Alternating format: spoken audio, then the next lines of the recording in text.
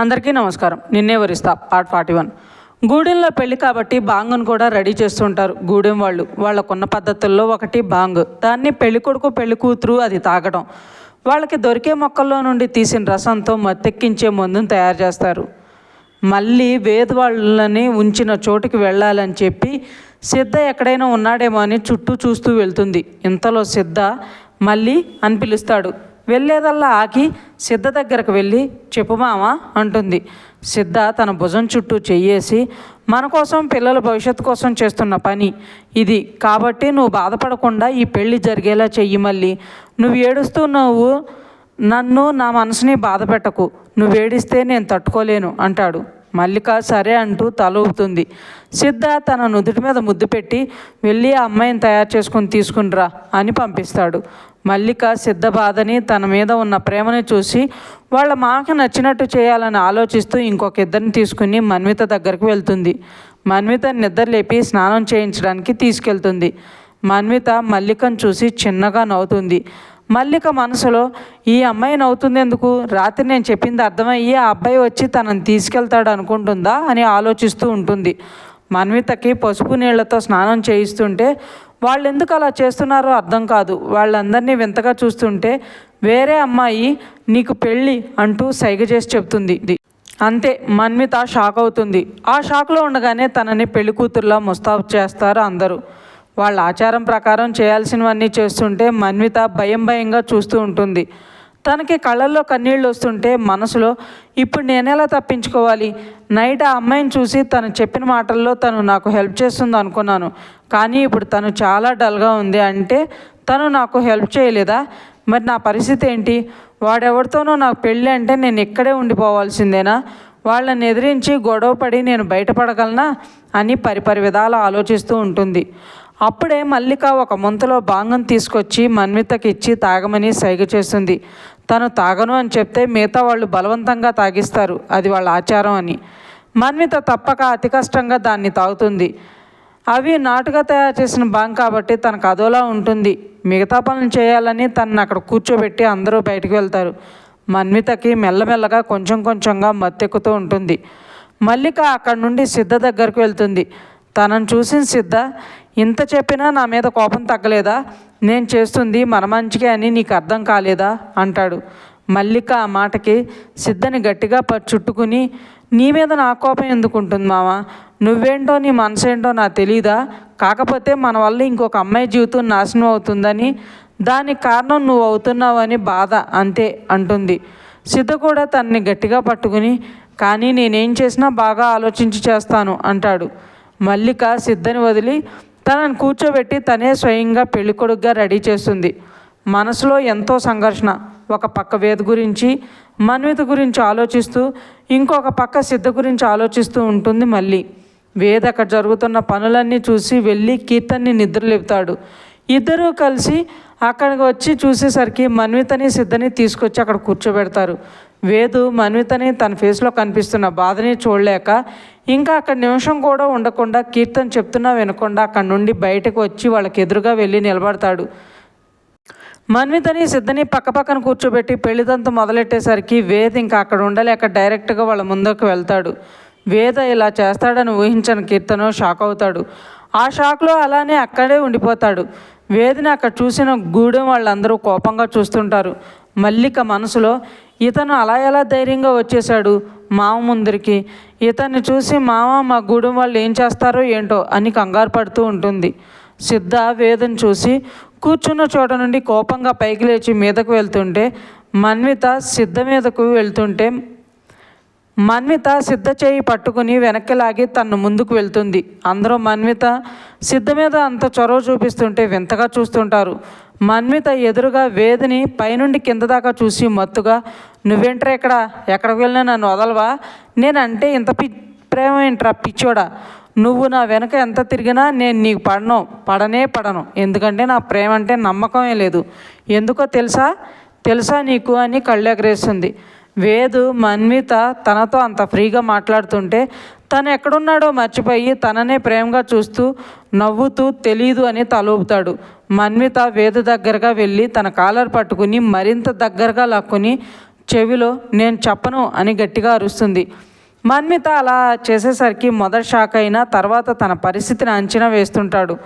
తను మత్తుగా మాట్లాడుతున్నట్టు అనిపించి తన భుజాలు పట్టుకుని, మన్వి ఆర్ యూ ఓకే, ఏమైంది ఇలా మత్తుగా మాట్లాడుతున్నావు అని అడుగుతాడు. వీళ్ళని చూస్తున్న సిద్ధ కోపంగా ముందరకు వెళ్ళి మన్విత చేయి పట్టి వెనక్కి లాగి వేద మీదకు వెళ్ళి తన భాషలో, ఎవరు నువ్వు, ఇక్కడ రావడం మంచిది కాదని తెలిసి కూడా ఇక్కడికి వచ్చే ధైర్యం చేసావంటే ఎందుకో ఊహించలేనంత పిచ్చివాడిని కాను అని మన్విత వైపు తిరిగి తనను చూపిస్తూ, ఈ పిల్ల కోసమే వచ్చావని నాకు అర్థమైంది, కానీ తను నీతో రాదు, ఎందుకంటే తను ఇప్పుడు నా ఇంటిది కాబోతుంది కాబట్టి మర్యాదగా ఇక్కడ నుండి వెళ్ళిపో. మా గురించి తెలుసు కూడా నువ్వు ఇక్కడికి వచ్చావని నీ ధైర్యాన్ని చూసి ముచ్చటేసి నిన్ను ప్రాణాలతో వదిలేస్తున్నా అంటాడు మన్విత చెయ్యి గట్టిగా పట్టుకుని. సిద్ధ పట్టుకున్న విధానానికి చెయ్యి నొప్పి పుట్టి మన్విత అమ్మ అని అరిచేసరికి వేద్ కంగారుగా తన దగ్గరికి వెళ్ళి సిద్ధను పట్టించుకోకుండా తన చేతిలో నుండి మన్విత చేతిని విడిపించి, మన్వి నొప్పుగా ఉందా, కాసేపు ఓపిక పట్టు మన్వి, మనం ఇక్కడ నుండి వెళ్ళిపోదాం అని అంటుంటే మన్విత వేద చేతుల్లో నుండి తన చేయిని వెనక్కి లాగేసుకుని, ఓయ్ నన్ను ముట్టుకోకు, చంపుతా పట్టుకున్నావంటే, ఛాన్స్ దొరికితే చాలు అస్సలు వదలరే మీ అబ్బాయిలు అంటుంది విసుగ్గా. వేద్ ఏదో అనేలోపే సిద్ధ తనని వెనక్కి లాగి విసురుగా తోసేస్తాడు. వేదికి పక్కనే ఉన్న బండరాయి చేయికి తగులుకొని బ్లడ్ వస్తూ ఉంటుంది. మన్విత సిద్ధని చూసి గట్టిగా, ఓయ్ ఏంటి అలా తోసేసావు, నువ్వు అసలు మనిషివేనా, చూడు వాడికి రక్తం ఎలా పోతుందో అని అరిచేసరికి అప్పటి వరకు షాక్లో ఉన్న కీర్తన్ కూడా పరిగెడుతూ అక్కడికి వస్తాడు. కీర్తను వేదను చూసి, రే వేద్ అని దగ్గరికి వెళ్తుంటే సిద్ధ తనను ఆపి కోపంగా తనను కొడుతూ, ఎంతమంది వచ్చారు మీరు, అందరినీ ఒకేసారి బయటికి రమ్మను, లేదంటే మీరంటూ ఒకరున్నారనే ఆనవాళ్ళు కూడా దొరకకుండా చేస్తాను కొడుతుంటే మన్విత కోపంగా వెళ్ళి సిద్ధను ఒకటి బీగుతుంది. అందరూ నోరు తెరుచుకుని చూస్తే మల్లిక మన్విత ముందరికి ఆవేశంగా వెళ్తుంటే సిద్ధ తన్నే ఆపుతాడు. మన్విత వెళ్ళి, కీర్తన్ నువ్వెందుకు వచ్చావు, అసలు వాడు వస్తుంటే వాడిని ఆపకుండా వాడితో పాటు నువ్వు కూడా వచ్చావా అని అరుస్తుంటే వేద కూడా మెల్లగా లేచి కీర్తన్ దగ్గరకు వెళ్తుంటే గూడెం మనుషులు నలుగురు వచ్చి తనని కదలకుండా పట్టుకుంటారు. సిద్ధ వేద వైపు వెళ్తుంటే కీర్తన్ కంగారుగా వాళ్ళ భాషలో, అతన్ని ఏమీ చేయకండి, అతను తన భార్య కోసం వచ్చాడు అని చెప్తాడు. కీర్తన్ వాళ్ళ భాషలో మాట్లాడేసరికి అందరూ తన వైపు చూస్తుంటే సిద్ధ ముందుకు వెళ్ళేవాడు అలా ఆగి, నువ్వెవరి గురించి చెప్తున్నావు అంటాడు అనుమానంగా. కీర్తన్ భయంగా, మీరు పెళ్లి చేసుకోవాలనుకుంటున్న అమ్మాయి అతని భార్య, వాళ్ళిద్దరూ ప్రేమించి పెళ్లి చేసుకున్నారు, అందుకే తన కోసం వెతుక్కుంటూ మీ గురించి తెలిసి కూడా ధైర్యంగా ఇక్కడికి వచ్చాడు అని ఆగి సిద్ధ వైపు చూస్తాడు. సిద్ధ వేద దగ్గరికి వెళ్ళి, అతను చెప్తుంది నిజమేనా అని అడుగుతాడు. వేదు కీర్తన్ వైపు చూస్తుంటే కీర్తను కళ్ళతోనే అవును అన్నట్లు చెప్పమంటాడు. వేదు అవును అని చెప్పగానే సిద్ధ, నమ్మకం ఏంటి, మీరిద్దరూ భార్యాభర్తలని ఎలా నమ్మాలి అని మన్వితని వేదిని దగ్గరకు లాక్కొచ్చి, ఈ పిల్ల మెళ్ళలో పుస్తులేవి అని అరుస్తాడు.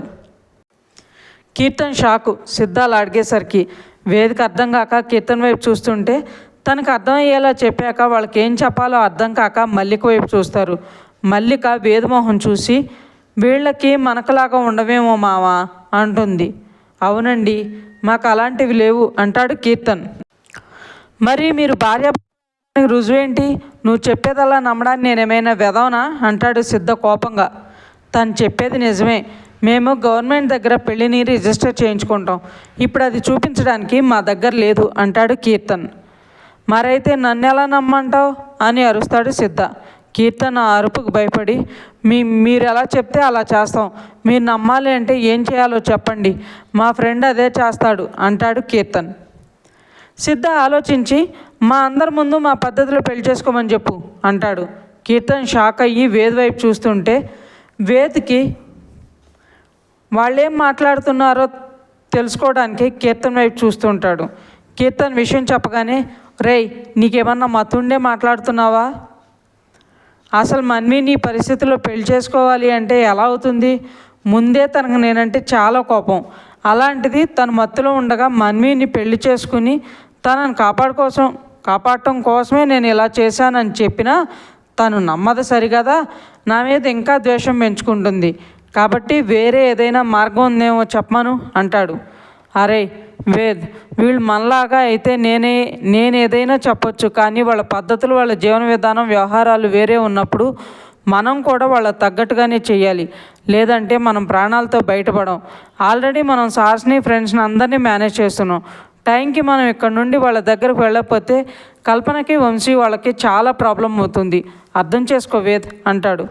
వేద్ చాలాసేపు ఆలోచిస్తుంటే కీర్తన్ ఏదో అనబోయే లోపే మన్విత అసలు ఏం జరుగుతుంది ఇక్కడ, నాకు ఇప్పుడే తెలియాలని తూలి కింద పడిపోతుంది. వేద్ మన్వితని పడకుండా పట్టుకుని మన్వి జాగ్రత్త అంటాడు. సిద్ధు వాళ్ళ వైపు అనుమానంగా చూస్తూ ఉంటే, రే వేద్, నువ్వు ఇంతసేపు ఆలోచిస్తూ ఉన్నావు, అతను చూడు నీ వైపు ఎంత అనుమానంగా చూస్తున్నాడు. ముందు ఏదో ఒకటి కానివ్వు, తర్వాత కావాలంటే మన్విని కన్విన్స్ చేద్దాం. అతన్ని మనం నమ్మించాలి, లేదంటే అతను మన్విని పెళ్లి చేసేసుకుంటాడు. ఆ తర్వాత పరిస్థితి మనం ఊహించలేం అంటాడు కీర్తన్. ఇంకా ఉంది ఫ్రెండ్స్. మీకు ఈ స్టోరీ నచ్చినట్లయితే లైక్ చేయండి, సబ్స్క్రైబ్ చేయండి. ఇంతలా ఆదరిస్తున్నందుకు థ్యాంక్ యూ సో మచ్.